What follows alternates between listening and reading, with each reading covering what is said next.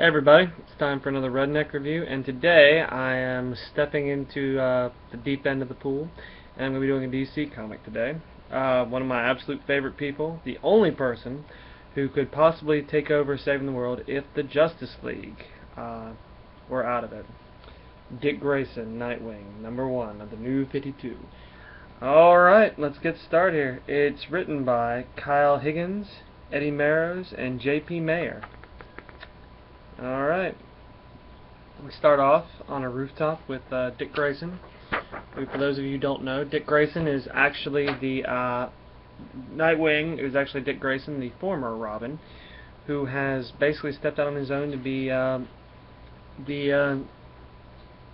new vigilante, a new hero, not covered in the wake of Batman.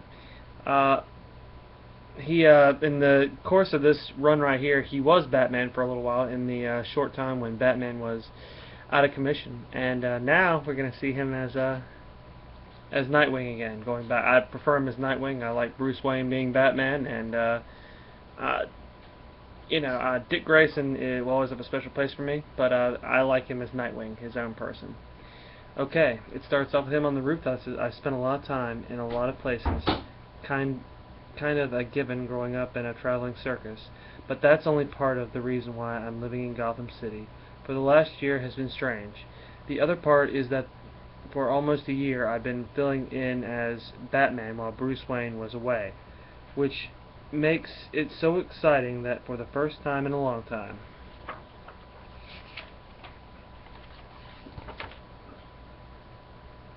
amazing art right here. I'm finally me again, Dick Grayson, Nightwing. And we're back to being Nightwing. He tells him here, say what you will about Bruce Wayne, if you spend a year wearing either one of his suits, you're going to come out stronger. That is, assuming it doesn't drive you mad. It was good. I was good at the job, but the city started to change around me. 6 months ago, a murder in this part of town was unheard of. That is the third psycho I fought this week, but I can handle it. Even back when I was Robin, my mechanics were always great. I mean, I grew up as an acrobat, but now they're flawless. Inside the car, a second before we hit the tunnel, perfect. Being Batman taught me a lot about myself. So Dick Grayson finally got to be Batman. What he was basically created to do was pick up the mantle and carry on after Bruce Wayne was gone. But this city has thrown. He tells him this city has thrown its worst at me. It's taken its best shot, twisted creations and all. But I'm still standing. I'm still here. Now Gotham has nothing that can scare me. And it's sort of a sad little statement right there, because everything can scare you. Or at least that's what I keep telling myself anyway, he says. We find Dick Grayson here, and he's going back to a very familiar place. He's going back to Haley's Circus, where he grew up, where he learned how to be an acrobat and everything like that. So it takes us back to the origins of the character really quick. Hal's Circus, back in town for the first time since Tony Zuko cut the wires on my parents' trapeze, since he killed them. Starting me on the path of who I am now. I passed their tent the last 3 nights on my way home from patrol. I know I should go to see everyone. This little picture right here of him in the rain, just looking in. And for those of us who know, sometimes we do things like that, and we just can't go back to the people that were in the same sort of boat as we were a long time ago. I understand that part a little bit about Dick Grayson. He's one of my favorite heroes overall. Just when I've set up a new life, my old one comes back. Well played, Gotham. Well played.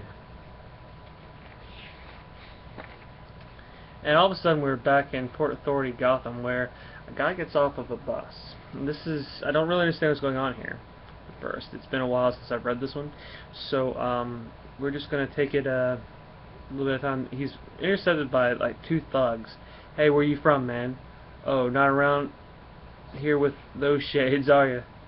they're nice, you know. These two thugs they're talking to him about his glasses. They tell him, you know, basically, give us your stuff and we'll leave you alone. The guy pops open, big surprise, breaks the guy's teeth in, and goes on. I mean, he goes, always did like this city. So I can't remember exactly who it is, and I'm still learning all this stuff. So, you know.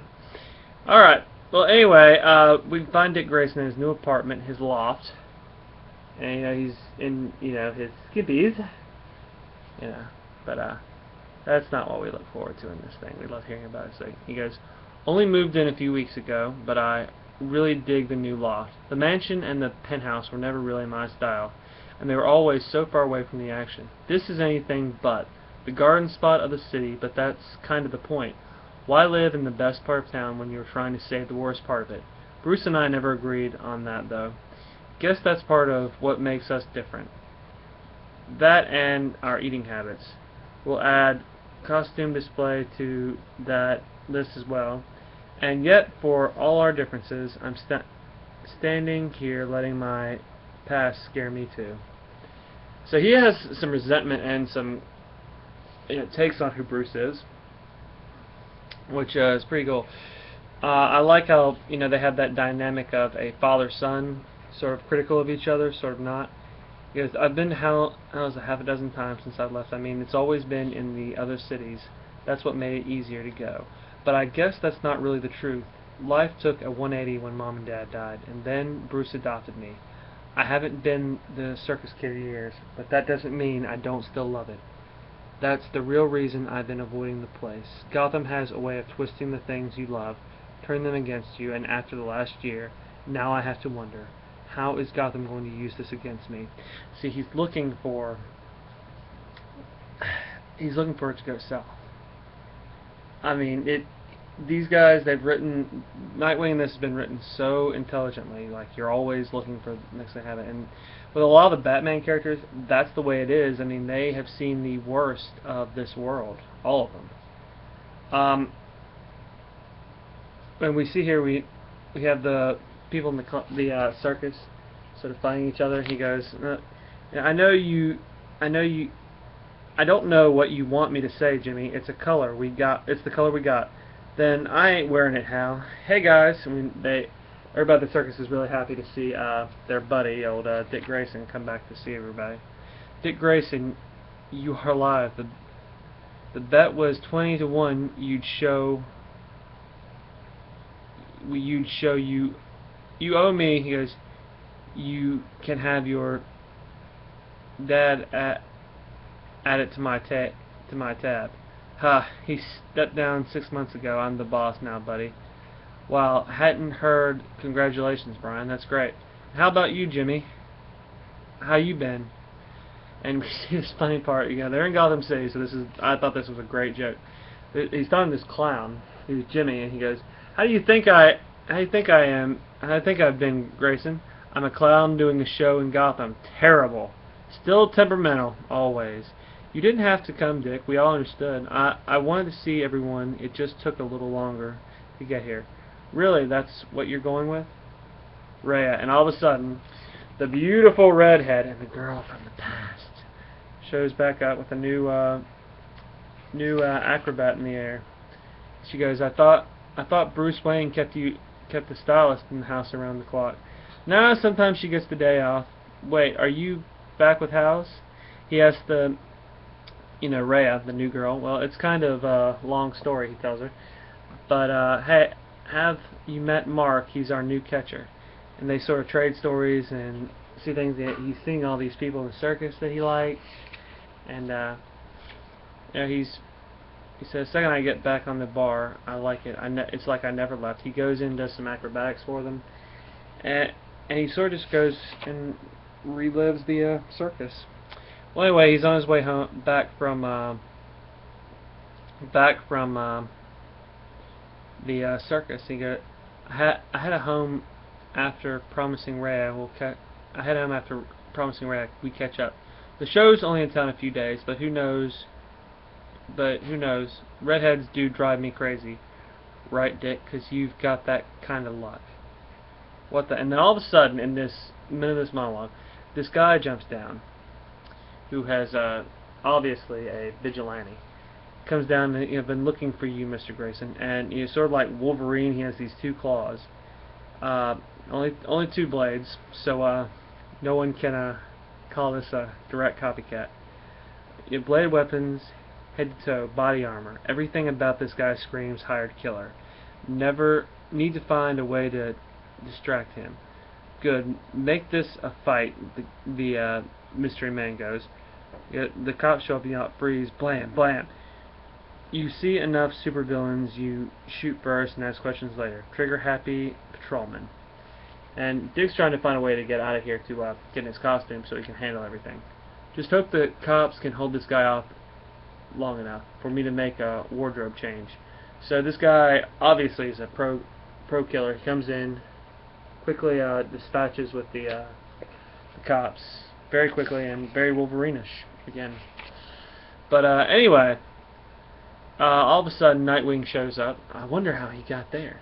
But starts taking to him left and right. You tell me what this is all about, and I'll only break your little claws and your jaw. So the orphan prince has a hero. The vigilante, the mystery guy goes. My suggestion, hero, stay out of this. Sorry, your whole killing innocent people angle is going to prevent that. Up the fire, escape like it's nothing. He says this guy is a pro. Wherever he is, even faster than me. You have no idea who you're protecting, the vigilante says. Then why don't you tell me why somebody hired you to kill him? Now I'm curious. Grayson isn't innocent. Dick Grayson is the fiercest killer in all of Gotham, and he doesn't even know it. And this guy is just bringing them. They're equally matched, left to right. I mean, it's kind of hard to predict to get in here. I mean, this is someone who can match him blow for blow. He catches me off guard, and I miss that his next move isn't aimed at me. Ugh. And he targets this fire hydrant, or water tower, and knocks him down. He says, it's aimed at the water tower behind me. Stupid, Dick, stupid, he tells himself. And he lands on the ground while this guy lands on top of him. He says, getting tough to breathe, he says. And it just ends with him over top of him and says, did I mention how good it is to be me again as Nightwing? Alright, guys, well, Nightwing, like I said, is got a very special place in my heart. It is one of those books that gets you back to a character you really love. All in all, I would call this a 5.5 on the a perfect comic altogether, with art and story. It's a $2.99 comic. It's part of the New 52. There are only about 3 ads in this whole thing. It doesn't get hindered by that. It's a #1, and you can pick this up and know that before, Dick Grayson was Batman. It gives you all the backstory and does it so seamlessly in there, and gives you just the insight of who Dick Grayson is as Nightwing, what he's trying to be, and how he's trying to distinguish him from Batman. So I like it. To me, it's a perfect comic. And I don't give DC. I'm a Marvel guy. I don't give DC a lot of credit, but this has been the one New 52 book other than Batman and GL that I've had to read every time, because every time I get ready to think about closing the chapter on it, it always finds a way to bring me back. Okay, guys, well, that's your Redneck review from me, Robert, the Red Prince. Let me tell you all, if you don't like the way we're doing these reviews, please send us some comments or whatnot, or do your own reviews, and let's discuss about it. Let's all talk. I love talking with people. So is our founder, Lane White. We all want, if you have a question for me about my Marvel stuff or the 1 or 2 DC titles I do, send it to me. If you have a question on the other stuff that Lane does, send it to him. We love your comments, if you would just give them to us. And altogether, I just want to thank you all for listening to me today. Thank you to my subscribers. And, God bless you all. Thank you. This is Redneck Reviews.